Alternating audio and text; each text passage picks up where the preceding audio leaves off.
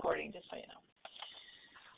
All right, we're going to get started, and I want to welcome all of you to our special culminating webinar for this group of teachers and researchers.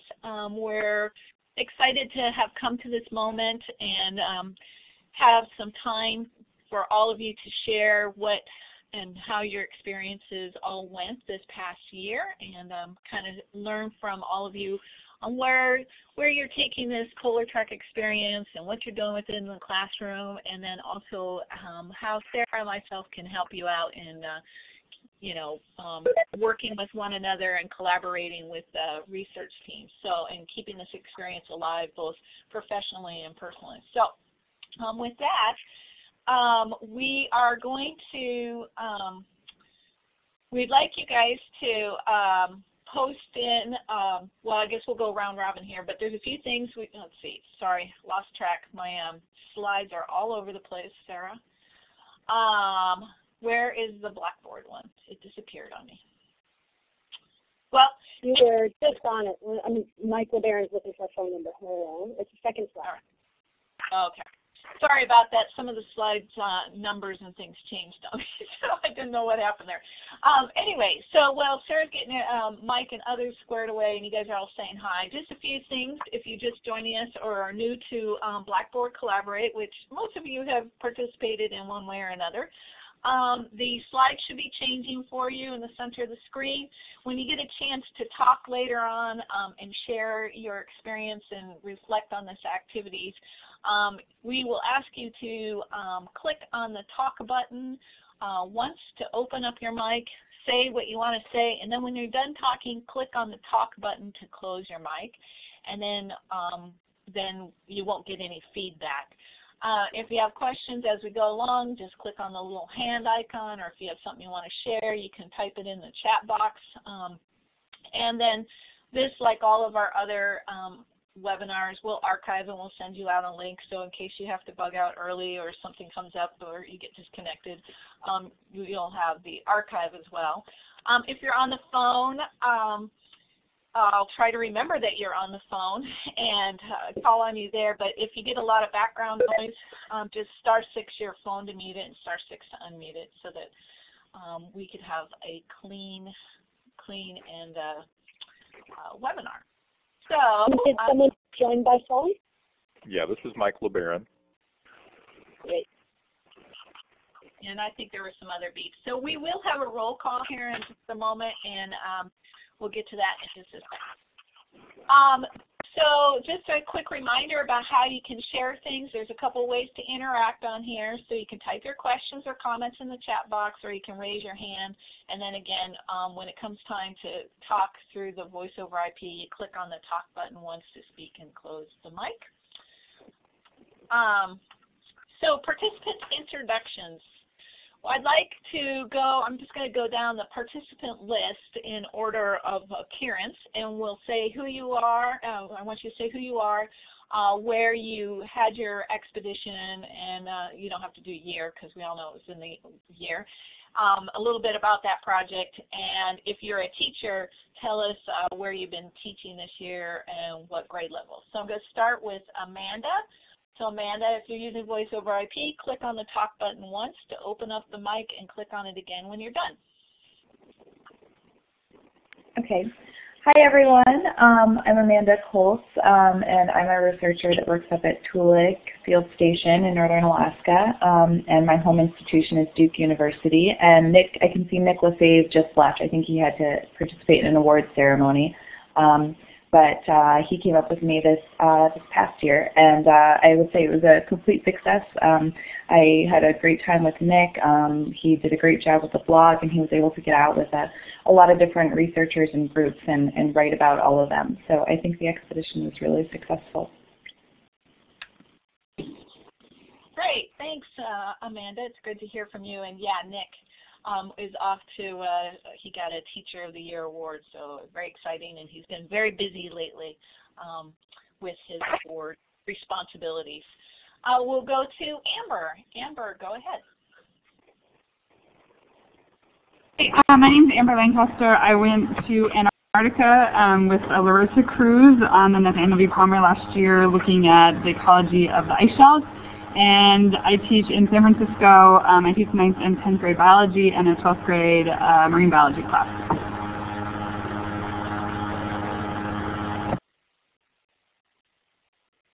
All right, great, Amber, thanks. Good to hear everybody's voices. Bob Campbell. This is my first time on. Can you hear me? Yep, can hear you loud and clear. Hi, I'm Bob Campbell. I'm at the University of Rhode Island. I'm part of a bowhead whale feeding study. We worked with Lisa Seff this year. I'm filling in for Karen Ashton, who's the lead on the project, but she couldn't make it.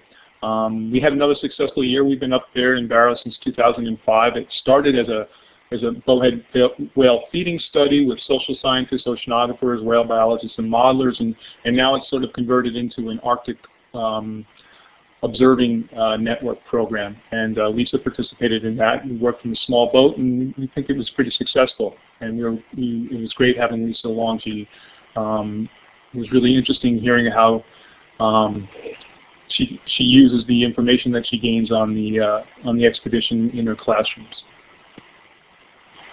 And that's about it. All right, thank you, Bob. Okay, let's go to Brian DeBay. Hi, this is Brian DeBay. I was in Antarctica in November with Dr. Hansen and the TAMNet seismology group, and we were placing seismometers in the Transantarctic mountain range, and I will be heading back there again next season with the group, and possibly the years after that. So everything's great.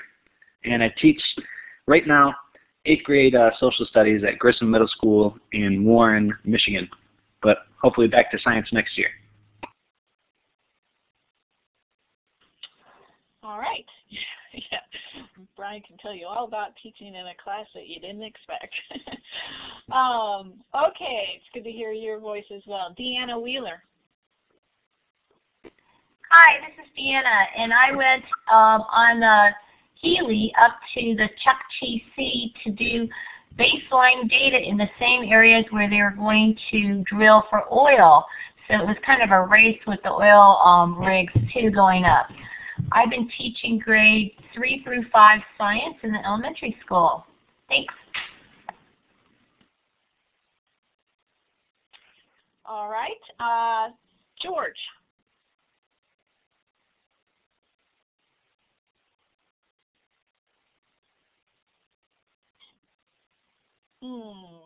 George, you saw your microphone come on for just a bit and then it went away. Not sure what's going on over there. Okay. All right. So George, why don't you just type in all this information in the chat box if you want to, and then if you need to later on, you could call that number if your microphone continues not working. Okay, we're going to move on to Jim Madsen. Hi, can you hear me? Yep. Okay. Yeah, it's Jim Madsen. I'm in Madison at the moment, but I spend about half my time at UW River Falls, and I work on the Ice Cube project, which is a large, kind of strange telescope that we built in the ice dome to South Pole. Well, that's an interesting description. Thank you. Yeah. Yeah. Okay, we're going to Lisa Seff, number 3. Hopefully she's blending in too also. Lisa?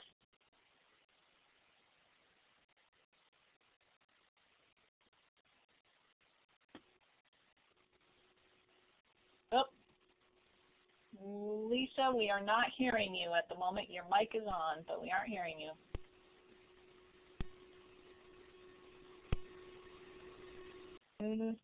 Nothing, Lisa. Sorry about that. So Lisa, hopefully you can figure something out on your end, but in the meantime you can also type in while we do this roll call. Oops. Not working, Lisa. Okay, we're going to go to Mark. Hi, I'm Mark Parisio, and I went with the Polaris project up to Cherski, Siberia. And I worked with many researchers from all over the world, some Russians, some Europeans, and mostly the guys from the Polaris project in Woods Hole. And it was spectacular. I got to do everything from drilling permafrost tubes to taking samples to watching for bears. So that part was wonderful. I am teaching in Aurora, Colorado right now. I'm teaching 9th through 12th grade in physics this year. All right, Mike LeBaron. Hi there, this is Mike. And I was on the WIZARD project, which was looking at subglacial lake systems on the in the Antarctic or the Antarctica, working on McMurdo. And I currently teach at Mooresville, North Carolina, at Lake Norman High School, where I do earth science and AP environmental science. All right. And we have Nick. Go ahead, Nick.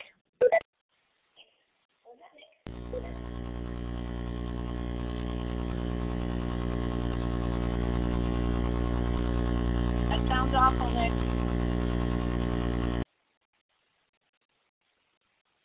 All right, Nick, your microphone was not working, and so I disabled it for a moment there. Sorry about that. Hey, Janet. Whoever just called in needs to mute their computer.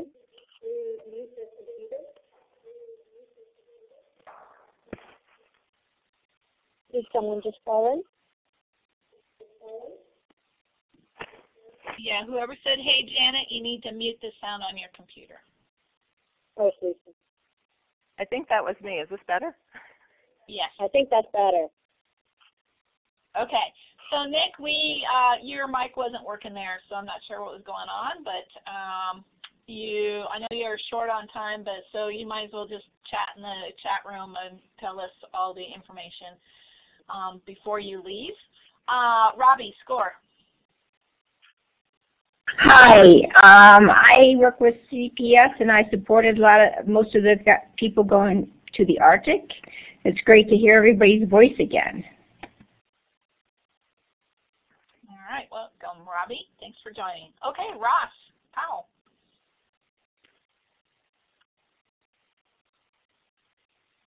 Having some mic issues today. Sorry, Ross, we aren't hearing you, but we see that you're working on your mic. Not sure what's up with the mics today. I'd suggest if you guys, the people that are having mic issues, try calling in on the phone. That might work. So, Ross, we never heard you, so go ahead and type in your information. Sam. Hi, can you guys hear me? Yep, we heard you. Okay. I'm Sam Hansen. As Brian mentioned, I'm the PI of TAMNet, which is a seismic deployment in Antarctica.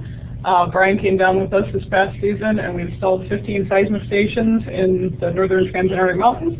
And we'll be going back again later this year to get our first batch of data, and Brian will be joining us again. Okay, great. Susan. Hey, can you hear me? Yep. Okay, good. Yep, this is Susan Steiner, and I went to Toolik Field Station this summer with Mike Weintraub with the Tundra Nutrient Seasonality Group. And I think we had a great time and a successful time, and it was great to see Nick and Melissa up there.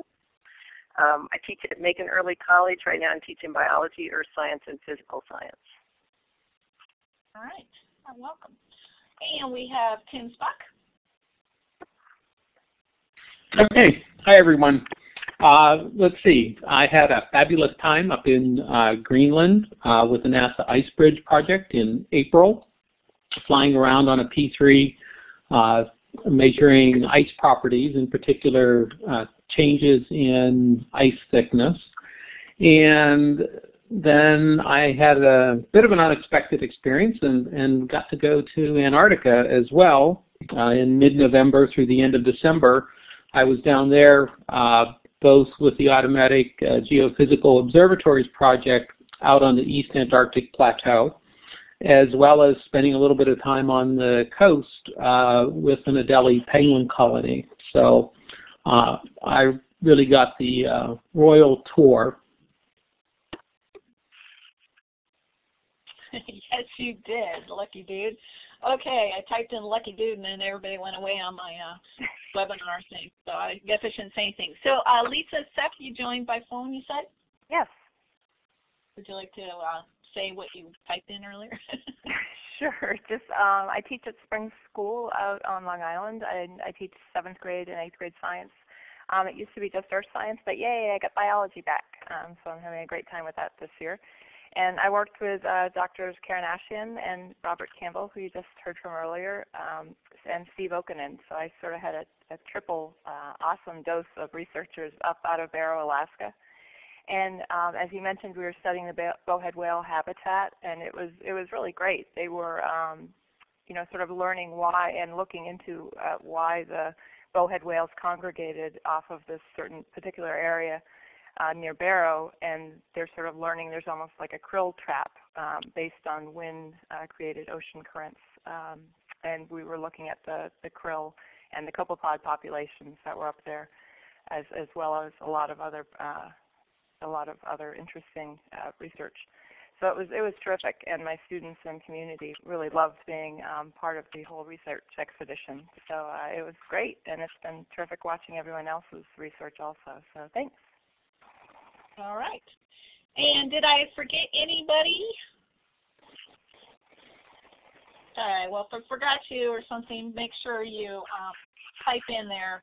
Yeah, and that's a great picture for those of you that I think everybody can see the picture of the team. Okay, so now that we've gone through the introductions and everything, just a real quick overview of our agenda. So I just wanted to share with you a little bit of our program outcomes, some statistics that we got. And then the rest of the time will be devoted to reflecting on this experience. We have some questions for the teachers as well as the researchers that are with us today. And then just a few things we wanted to share about, just mostly reminders for you about how to stay connected and just kind of, how you let us know about your needs, et cetera. So that's kind of what we're going to cover here in the next little bit. Like I said, the purpose of this, I don't know if this was shared in the email, but the purpose of this whole webinar is to reflect on your experience, share it with the rest of the group here, and hopefully generate some new ideas and things that you want to do with the experience, whether you're a researcher and a teacher, just get some new ideas about how to use this experience and connect with either the research community or the education community. So that's what we're all here for, so we're glad that you all could join. Sorry about that. I have to figure out where we are here. Where are my slides? Sorry, thank you, Sarah. Just push the slides out for me. It's like hunting a packet. Yeah, sorry, mine are in order. I'll do the slides for you. Okay, yeah, we uploaded 2 different PowerPoints, and so mine are out of order and hers are in order. So we'll let her push the slides. So some of the things that I wanted to share with you are just a little bit of some program highlights and kind of the overview of the 4 years of PolarTREC. This graph just shows how many teachers we've been able to host through the 2 different awards, through the IPY award and through the OPP award from 2010 to 2014, of which your group is a part of. As many of you know, we already have a new set of teachers. Our last cohort for this award is already out. Some people have already had their expeditions and have returned home. And you can see that we have 110 teachers that we've supported over the 7 years, 16 for your year as well as 16 for this year. And I just put at the bottom our original grant, our original request. We thought we would host about 48 teachers in the 4-year award, and we supported 59. So yay. it's very exciting, and most of that is because of cooperation and sharing of funds with different research teams and researchers being able to host teachers or pay some piece, and that has allowed us to add another teacher to the mix, and so we're pretty excited about that.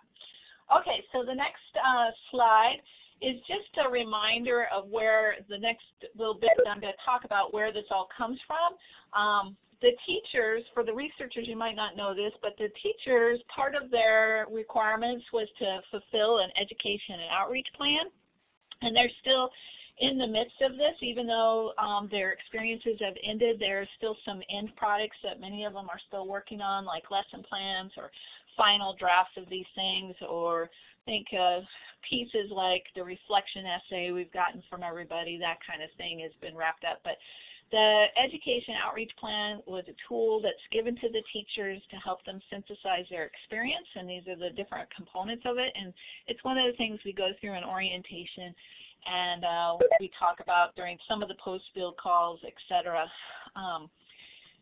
But some of the products that are generated from the experience are specifically related to this outreach and education plan. And if there's any parts of this plan that a researcher would like to see, you are welcome to contact the teacher directly for it and ask them for it, or ask us at ARCUS, because they've uploaded these pieces to our website. Okay, so the next slide is just to give you an overview of the outreach and what activities have taken place. Now, some of this is cumulative of the 4 years, and some of it is specific to this group of teachers. But to date, we have over 100 different lessons that have been developed by the PolarTREC teachers primarily. There's a few other ones in there, but most of the lessons have been developed by the PolarTREC teachers, and they're all on our online learning resource database, and these are Polar-related lessons as well. We also have 7 collections that are part of the learning resources, and a number of the teachers in this particular group helped put together a set of PowerPoints and lessons and websites, web links and things associated with the Arctic Ocean ecosystem collection.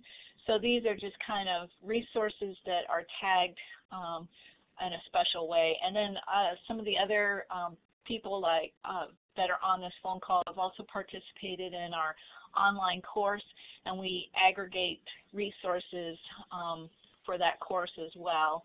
And that all becomes part of the collection. So check out the collections. There's a lot of material there that can be used both for K-12 education as well as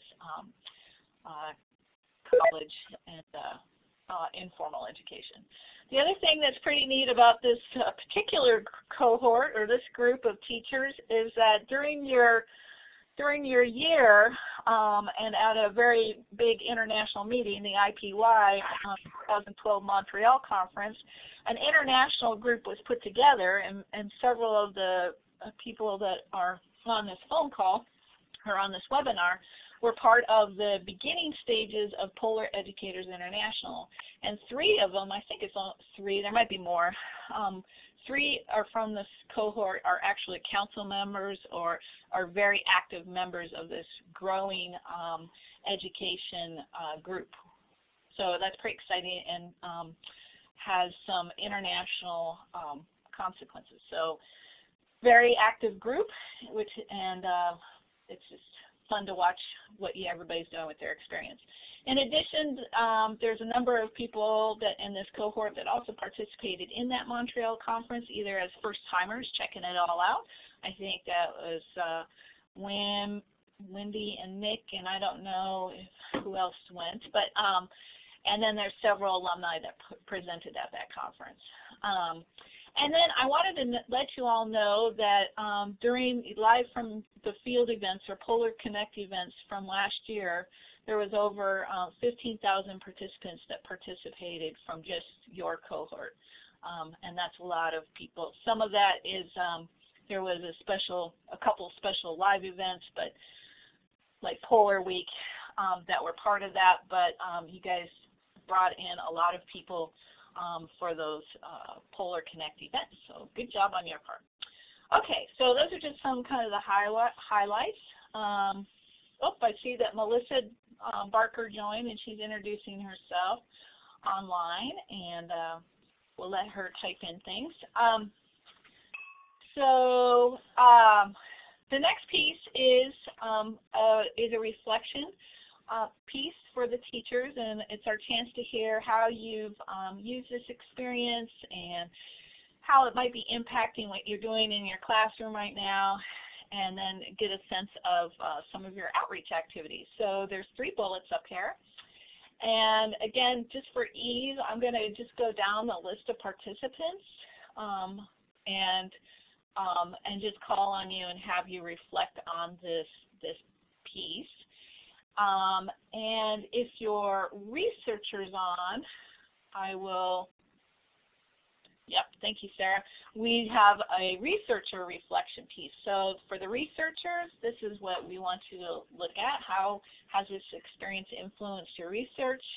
How has the experience influenced your involvement in the K-12 education system or any activities, and one aspect of the experience that surprised you or that you didn't expect. And when we say experience, it's in the sense of working with an educator. Okay. So we'll try to do this in pairs with the teacher first, the researcher, teacher first, researcher, if we have the pair. So San, who's at the top of the list here. Do we still have Nick? No, he left. Okay, so for the teacher, we're going to start with Amber. So Sarah, if you can go back to the teacher slide, that'd be great. And Amber, if you're ready, you can talk at any time, and I'll be quiet. Sure.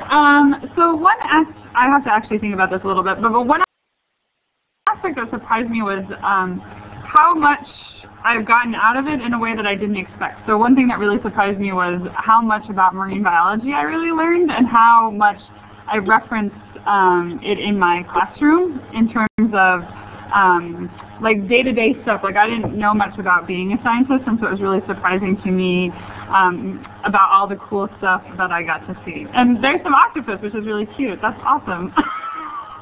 What's the second question? Since it's can I go back to the question? Thanks. One example of how I use this in my classroom has been just recently. So they're out on their second or their third, whatever. There are many Larissa cruises, but they're out right now in Antarctica. And we actually connected. Not only did I have one of the scientists on the boat come into my classroom when they were here for AGU, they also she's been talking. We actually had a classroom session. So the scientist was talking along with another scientist that I hadn't met to my classroom just this week. And so it was this really cool experience to have my students who had actually met this woman scientist to then also have this interaction with them from the boat right now in Antarctica. And so my students were really, really thrilled about that. Sorry, what's the last question? I should have written these down. My parents showing her. Well, I mean, I've already been sharing with my experience. That was, I guess, one activity that we're really excited about, and one thing that we're continuing next year is actually bringing more scientists into the classroom. And so through the connection that I made on the boat, next year during AGU, we have a whole plan to bring in a whole set of scientists into the classroom to share all about geology, and just to have my students actually connecting one-on-one to scientists and actually meeting scientists, because most of my scientists have never actually met scientists. And so it's turning into this really cool thing where, because these scientists are in San Francisco every year, the idea is that we'll get a bunch of them to come in and just sort of meet all of our students and sort of continue to build that relationship. So I think it's going to work next year to have quite a few of these scientists come into our classroom. So that's it. Excellent, Amber. And as Sarah said, it's good to hear your idea coming together. So thanks for sharing and being at the start of all of our list, as Susan pointed out. And I don't see anybody from your team on, so so we'll move to the next teacher, which is Brian.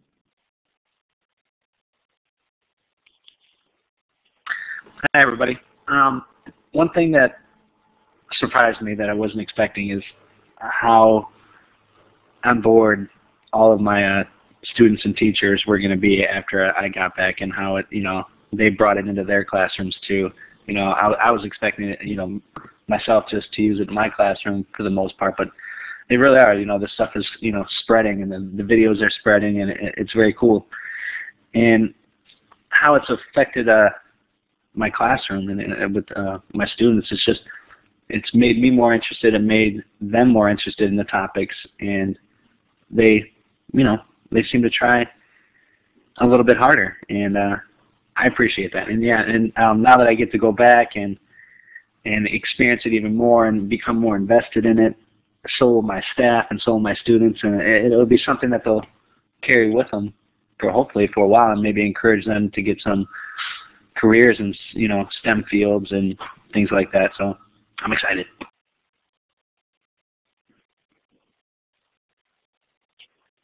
Okay, great. Thank you, Brian.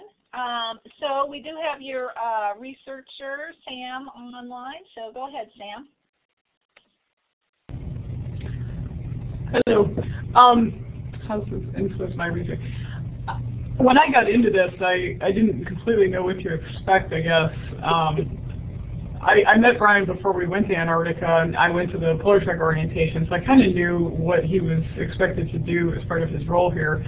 But I guess I didn't anticipate him playing such a big role in the experience. And part of that, I think, was just because I got connected with somebody who was so appropriate for the project.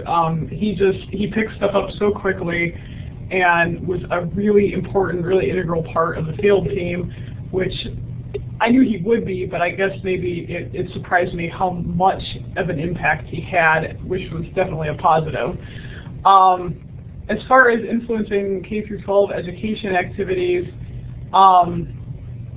the videos that Brian has made, obviously he's used them, but I've used them a lot too, both kind of formally and informally. I've directed people to his PolarTREC website to watch the videos, even my own friends and my family, to get an idea of what I do. And I mean, he broke it down on such a great level that I think sometimes I'm so used to using my own jargon and everything that people don't know what the heck I'm talking about, and so I think having those videos really helped people better understand what I do for a living. So it's been a wonderful experience, and I'm really excited that it sounds like Brian's going to join us again later this year and help us get our first batch of data in, and hopefully we'll have some cool stuff to show you guys next year. All right. Yeah, thank you, Sam.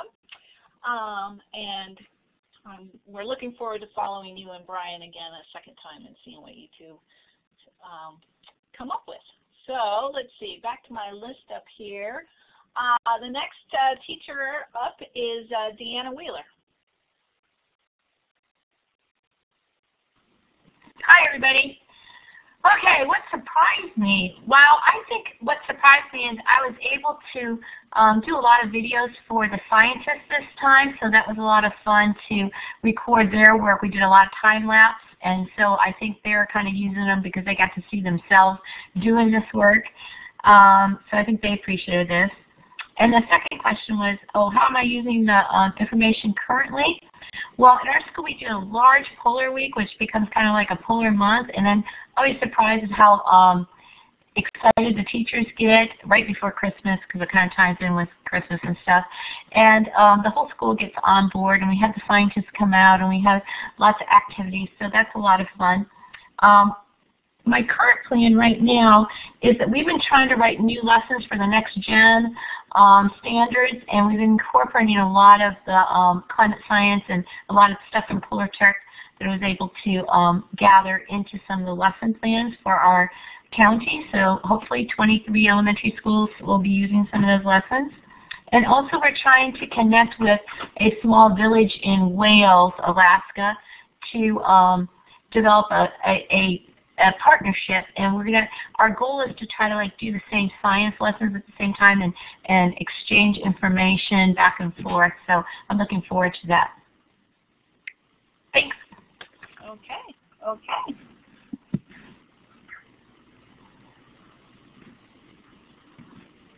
All right, Dan. All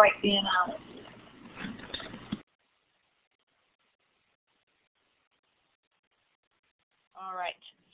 So our next person is let's see. I don't think your researchers on here, Deanna Lee, couldn't join us. So our next teacher is Lisa Seth. Hi.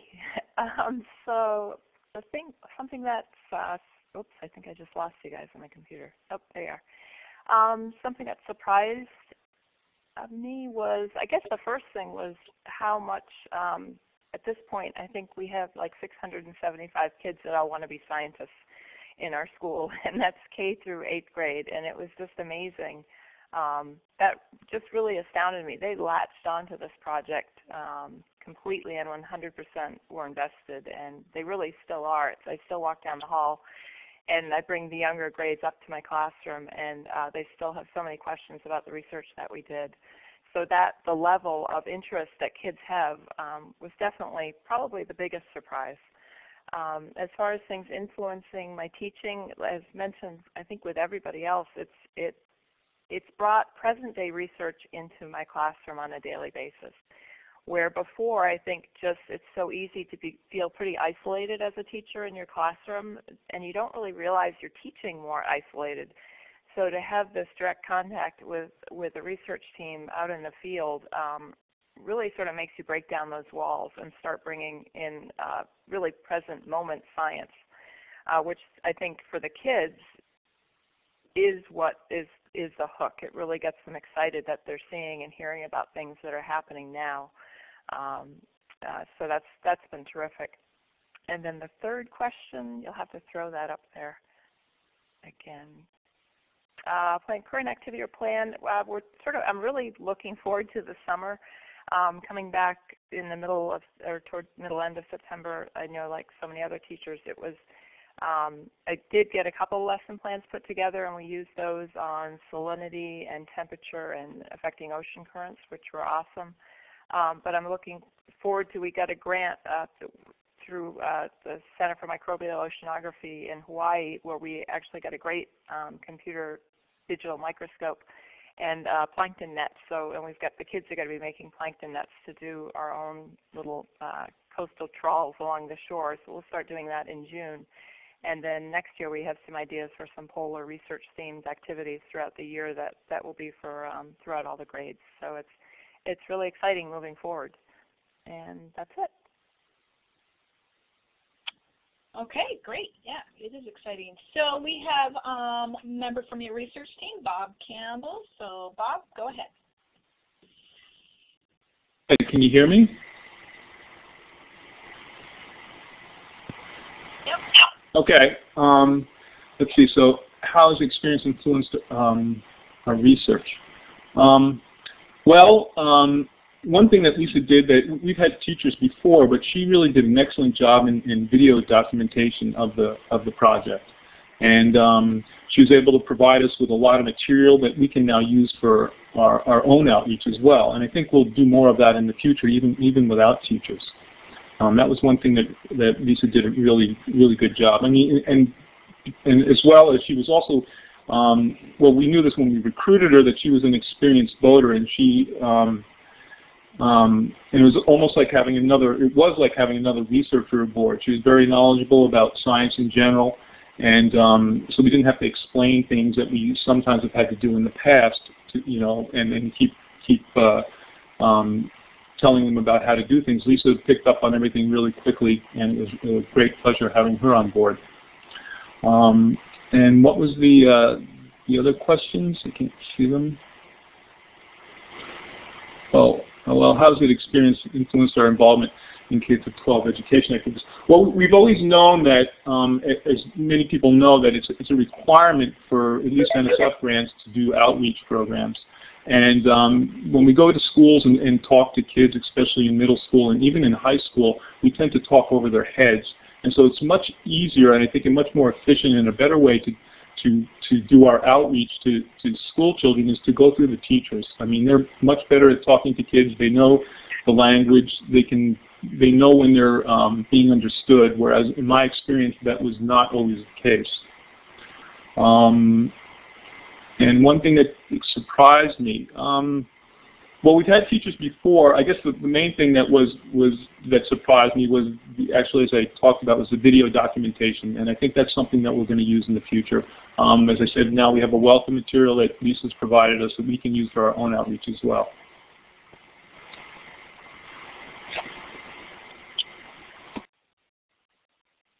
All right, great. Thank you very much, Bob. Good to hear what both of your perspectives. Okay, in the middle of that conversation, I was inquiring if anybody wanted to have their video cams turned on. So we're going to give you global permissions for videos. So everybody should just be allowed to do that. And what that means is if you have a webcam, we should be able to see your face if you press video next to the talk button, but you'll still need to use your talk button when you're talking to us at the same time. So we'll see how that goes. If it gets too crazy, I'll have to take your video privileges away, just letting you know. So let's see, we have Brian, working my way down the list. We have Lisa. Okay, it looks like Mark, you are up next, so go ahead, Mark. Oh, great. Well, I think the thing that surprised me the most was how busy we were. We had scientists from all over the place in the Polaris project, and that gave me a lot of opportunity to see so many different things. And as an engineer, I ended up joining a Russian group, and that Russian group was drilling polar. They needed an engineer, and so it ended up being really a great fit for us. At the same time, I was able to work with researchers from Florida and the University of Texas and all over the place. We had horrible communications and we couldn't depend on anything. We had trouble with the government taking away our satellite phone that I'd spent like 40 hours learning how to use at Customs, but we found a way to communicate. And as it turned out, the blog that went to the Polaris project and to the PolarTREC ended up being almost our only outlet to the world, so it ended up being really valuable to the 40 people that were with us. So I was really pleased with that. How I've used this in my classroom is we've started doing research papers on climate change and polar sciences, where kids actually can use our Polaris project data and data that they find from other sites. And I'm teaching some pretty high-level classes, and so the ability to get into research databases and things like that has made quite a difference. I've also found that our geography classes and geography classes from around our whole city have been interested in the GIS, or the Geographical Information Systems, that we also participated with in Siberia, where we can sample small areas and then use satellite imagery to expand. And that has opened up a brand new set of folks to go talk to, and I have about one talk a week lined up for a long, long time with those geography teachers from around the area. So that's something I hadn't really expected to come out of this at all. And that's pretty much it. All right, great to hear you and see you. So thanks for letting us turn on the video there. Okay, so nobody from your team is here, so we will go to Melissa Barker.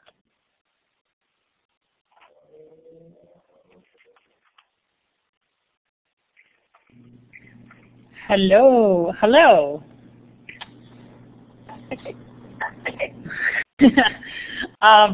Okay, so first of all, sorry I was a little tardy. I was working with kids. Exams are coming up. They're all getting freaked out. You know how it is.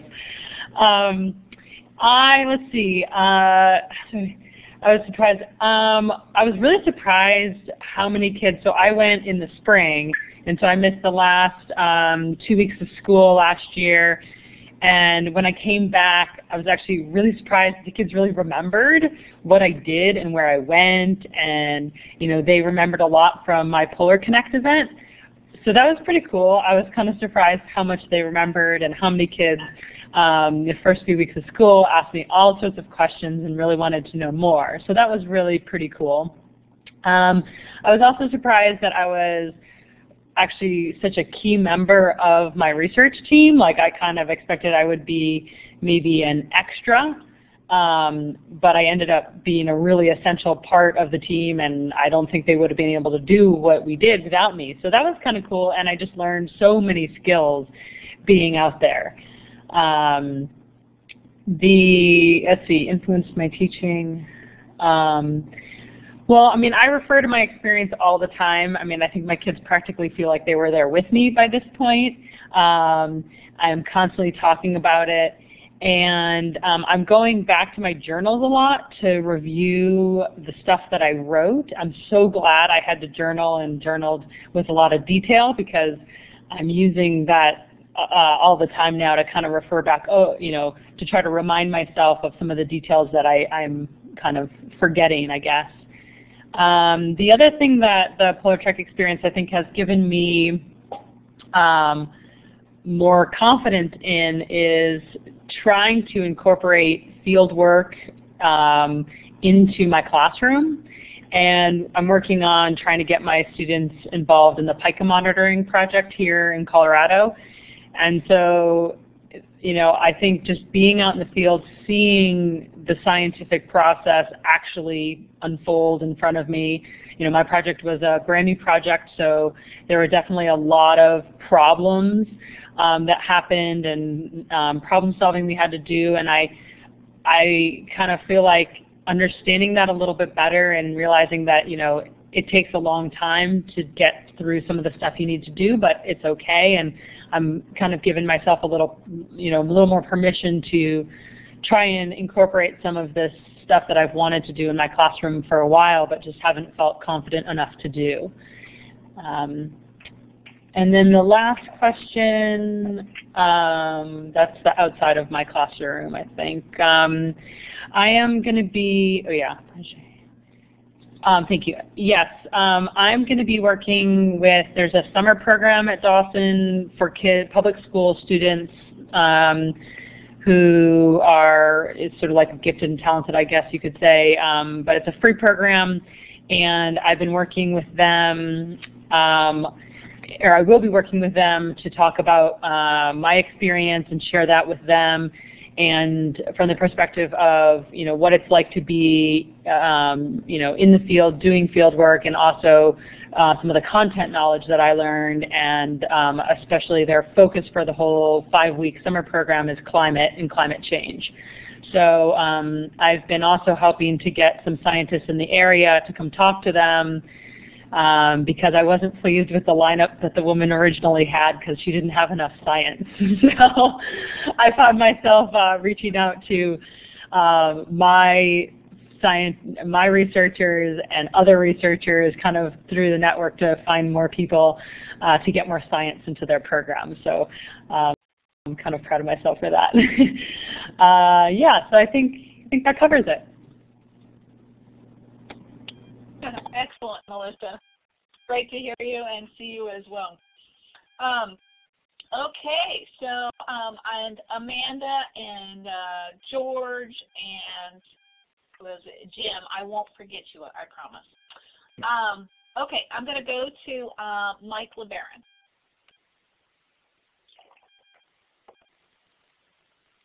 Okay, hello. And as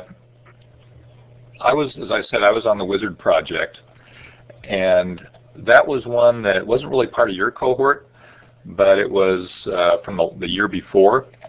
And I guess the thing that I found on that one, I was in McMurdo, and I was there for about 6 weeks, I guess, November and the first part of December.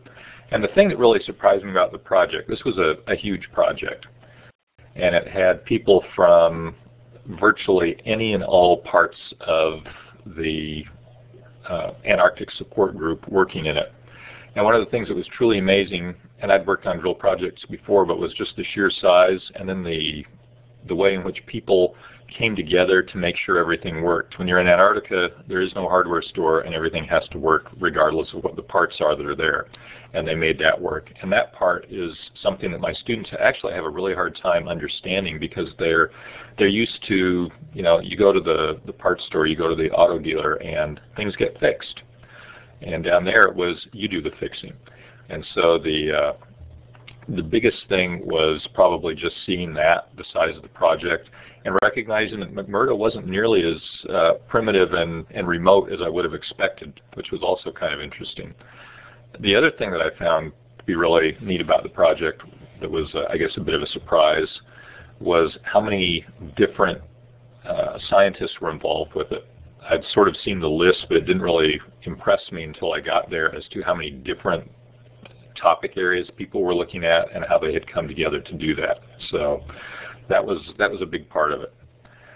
As far as sort of the influence on teaching, I think I'm like a lot of the other people in that it's almost a daily reference. I'm talking to my students as there's a, oh yeah, we did that in Antarctica and this is how it worked, and it's so different than anything they would expect. And I've kind of developed a little quick and dirty master slide set that I can pretty much keep on the computer that runs my digital projector and get to some major pictures, so if I need to, without really having prepared, I can get to those things. And that's actually been kind of helpful to help them understand it. As far as future or sharing, I've been going to some classrooms. I had a lot, especially, I'm a high school teacher, I had a lot of grade school children following me. We did postcards from Antarctica and a bunch of different things like that that they really had a good time with. And in fact, I've even heard from one of the custodians at school whose son is in the 4th grade at one of the schools I went to, saying that his son remembered I'd been there and how they'd followed it, and that made a big impression on him. As far as future interaction, the Wizard project is going to continue this next year in Antarctica, and the team that's going down there, I haven't heard a lot of details, and I see Ross is no longer on, but they're having a shorter period of time. The equipment is out in the deep field area, so they don't have to do the traverse that we did last year, but the objective for next year is to really, I guess I'd say, exercise the drilling and do some more studies on the microbial life at the bottom of the glaciers. And even though I won't be out there, there's some other outreach members from other areas. The Wizard project has sort of a professional outreach person on it, and she and I will probably be working on the communication, in that since I have some knowledge of the project, if they can get me some real basic information, I can sort of elaborate and expand and perhaps get that posted back onto some of the blogs and the websites, even though I'm not out there. So that's another kind of a long-term objective of keeping the project in the spotlight. So I think that's about it. Excellent, Mike. And yeah, sorry, Ross was on earlier, but he had to had other commitments. So thanks for sharing. And we look forward to seeing what you guys pull off this next time for Wizard Project, watching how that happens. Okay, we're going to go to Susan Steiner. Go ahead, Susan. Okay, great. Hey, so let's see. One aspect that surprised me or I didn't expect, well, I thought the work was just kind of what I thought it would be up there, and Mike had prepared me really well, so I really didn't have too big of surprises up there.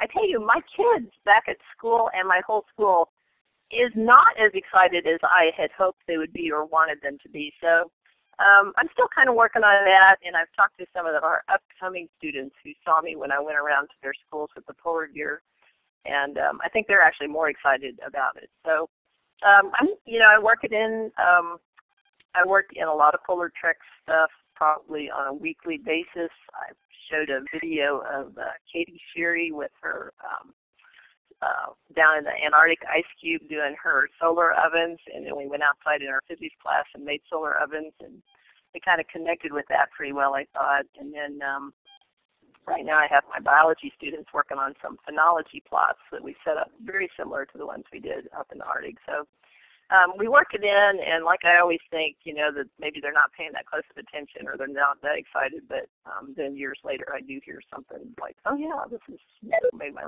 so we'll hope that they're hearing more than I think they are. Plans to share with the outer community, the science supervisor for student teachers over at our local university has contacted me, and I'm going to be working with him next fall on developing some lesson plans for and kind of working with new teachers, and I think we can work in some polar science there, I'm hoping.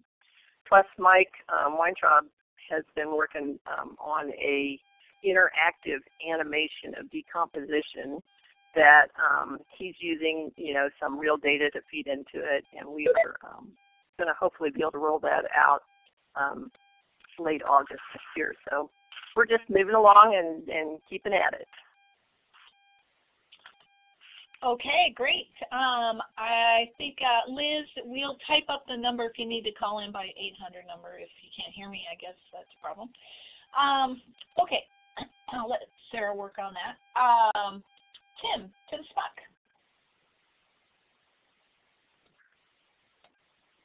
Tim, are you still there? Okay, I'm still here. Let's see if this works. I'm outside. It's too nice to be inside. So I guess I'm definitely in a little bit of a different situation. I finished up my Einstein Fellowship and ended up going on education sabbatical to try to finish up the dissertation. So I've not had a lot of direct contact with my students back at Oil City. But I have gone ahead and have done a number of presentations at Oil City, and then I've done a lot of presentations within the community. So I think that I've gotten a lot of good press coverage. The university, local university, picked it up, and I'm an alumni of Clarion University, and so I got to be front page on the alumni magazine. And there's rarely somebody that I meet that doesn't ask me about the experience and ask me some questions related to polar science. And so, that's been, I think, what I was really after, what I was really hoping for, which was to become more knowledgeable, to be able to speak with a greater depth of knowledge about polar science issues. So as far as kind of the unique things or the things that really surprised me, I was surprised that I like whale, and so it's actually very good meat.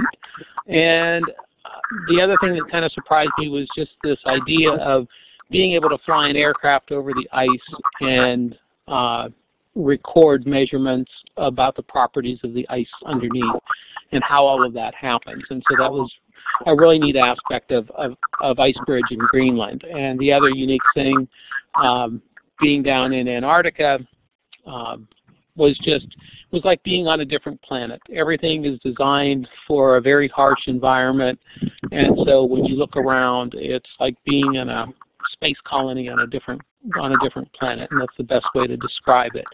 And then out in the field with the EGOS project, the idea that you can have too much power, and somehow you've got to dissipate that power. And I'll stop there.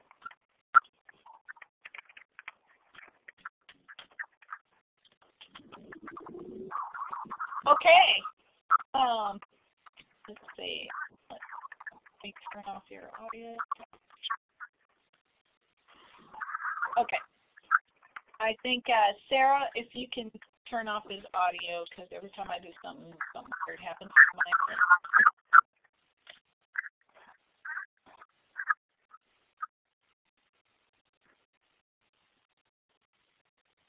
Oops. Well, I went away for a little.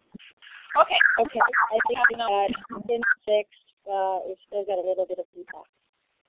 Any more feedback from my voice?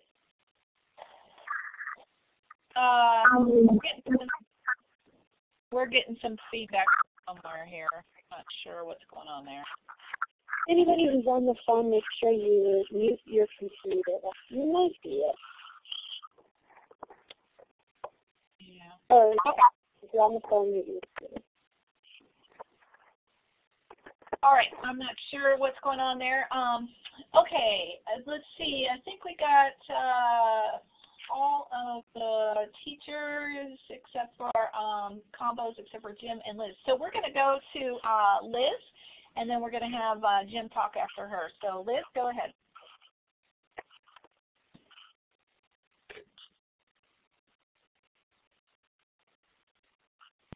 Oh wait, here we go. Can you hear me now? Hello? Yeah. I'm not sure if I'm coming through or not. Yeah? Okay. So I missed most of the introductions. I'm just answering the questions that are on the slide now. Is that right? Yes. Okay. Let's see. The thing that surprised me is, well, there was a lot of stuff that surprised me, I guess, but one of the things was just how quickly I adapted to the environment. Like it got to the point where I was outside wearing t-shirts and it was -10, you know. So that was kind of interesting, and I felt like I really fit in there. It was really cool because I was only there 3 weeks, but it was just like amazing. I was right at home. The way that it influenced my teaching, it's made me include a lot more real-world stuff into my classes. Like, sorry, I have a 3-year-old in the background. So my classes have a lot more real-world stuff in them right now because, well, I mean, I have examples for how this math gets used, like piecewise functions. I actually have a real-world context for them now. It's amazing. So, yeah, it's pretty cool. And then there's a lot of calculus that got used too, but it's interesting because I didn't realize the connections between calculus and geometry until I saw how they were connected with the drill. So that was pretty interesting, and I've been telling both of those classes, like, oh, well, this is how it connects to calculus, and this is how it connects to geometry. I also have a lot of students that are very interested in going to the polar regions now. And I have some kids who have decided that that is totally not for them, and they'd rather go to like Mexico or Costa Rica or something. Let's see. So, to share with my community, I'm going to submit a proposal to talk at the NCTM, the National Council for Teachers of Mathematics conference next year. And I'm also part of the Knowles Science Teaching Foundation, like their engineering task force. So I'll be connecting with teachers across the U.S. about like including more STEM stuff in their curriculums. I think that's pretty much it.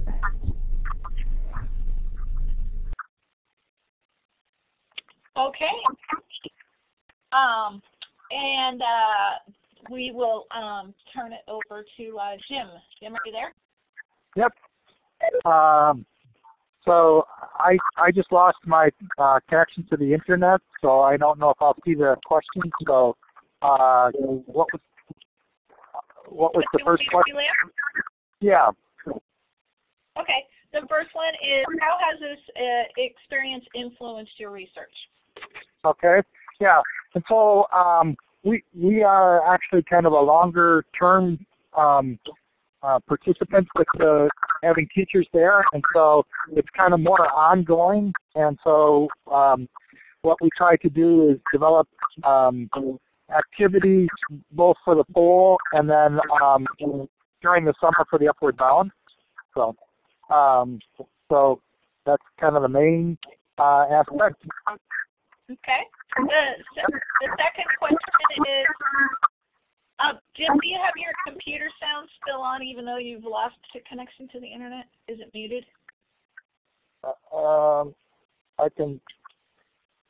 I'm way away from the computer, so I don't think it's me feedbacking.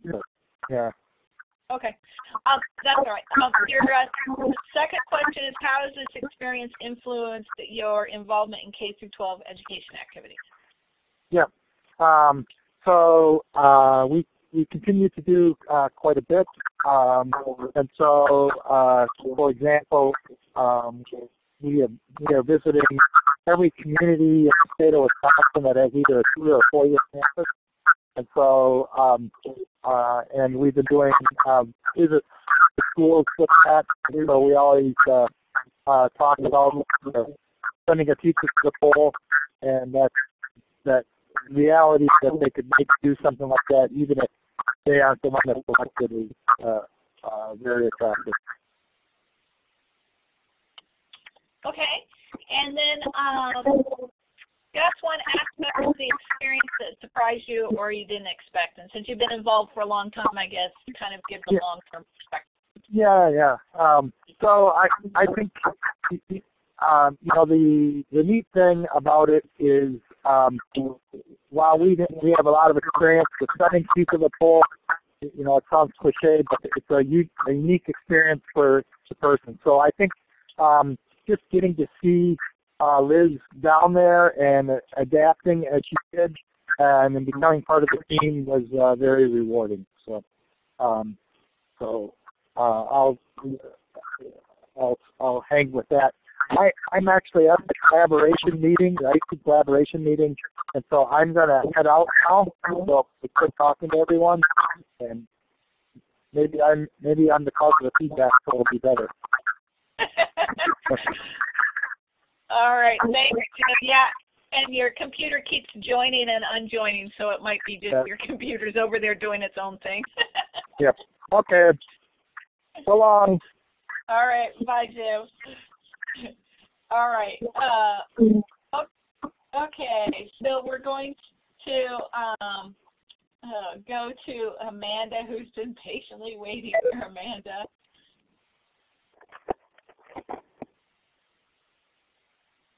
Sure. Hi again. I guess, so yeah, I mean, like I said, we had a really great season with Nick up at Tulick Lake, and I think that one way it influenced me is that it was sort of unexpected, but working with Nick and trying to field all the questions from the blogs and or from his journal entries from both students and just people that were following his site on the PolarTREC website, it really helped me to clarify some of my research questions, and so that was really great. It's also I'm going back up to Tulick this year, and I think I feel like it's motivated us to answer some of the more basic questions that people had. So I guess I didn't mention it before, but I'm looking at the predation effects of wolf spiders on the tundra.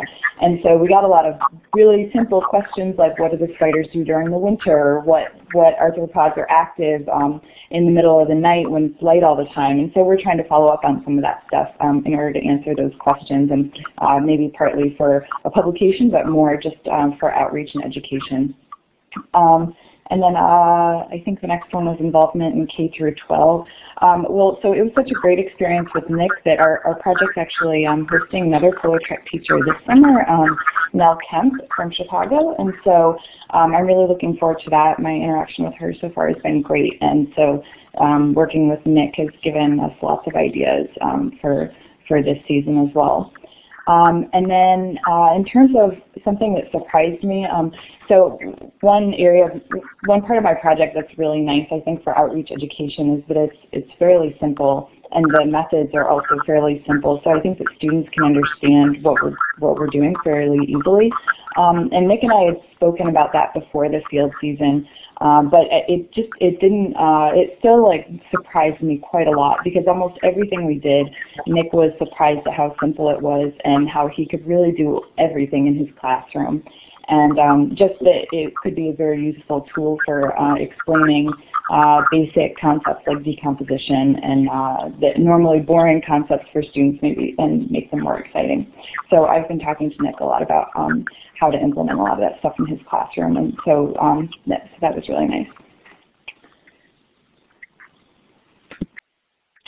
All right, great. And Sarah and I were just discussing how we had Nell leaving at the end of the month, so we realized that was all wrong. It's like something's wrong with this expedition. But we look forward to seeing what you and Nell do this summer. So thanks, Amanda. Okay, and so let's see. Is there anybody that I didn't get? I think we got everybody. Sarah, is there anybody that I missed? Do you know of? I missed you. I don't think so. I think we got everybody. Okay. So yeah. So so that was really good to hear from all of you about your different perspectives, and I know people have other things to do. It's late back east and everything, but before we go, there's a few things I wanted to share with you. So far, are there any questions about outreach activities or things that you wanted to share or hear more about? If so, you guys can click on your little hand icon and we can go to you directly and maybe we can ask directly to that person. Any questions or ideas or thoughts that have come up?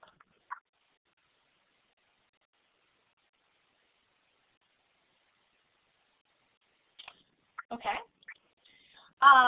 So the next piece is about just a real quick reminder about staying connected. So to remind you that we do have some tools and activities or things that are just for you. And I think everybody just got this recently from the evaluator. So for this cohort, if you're a teacher, you should have received a couple of different links recently from the evaluator to do post surveys with your students.